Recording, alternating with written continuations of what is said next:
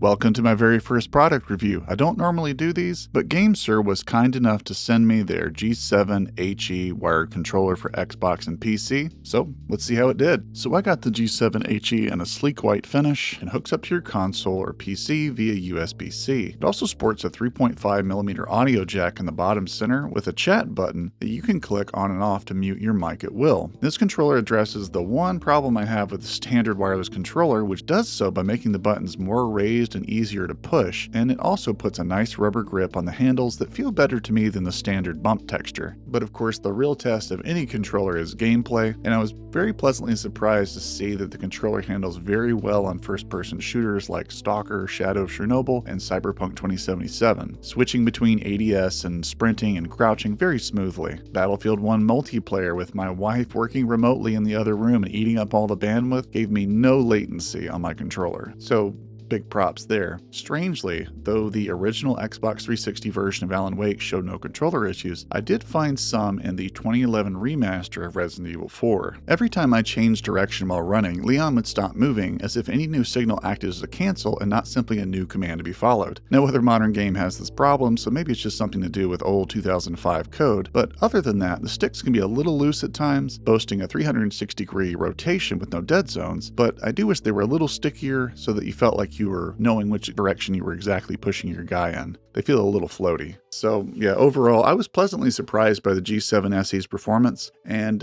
would recommend it. It's a cut above the average third-party controller for sure. So if you're looking for an affordable third-party alternative, the wire controller is $49.99 USD, so check it out. And thanks again to Gamesir.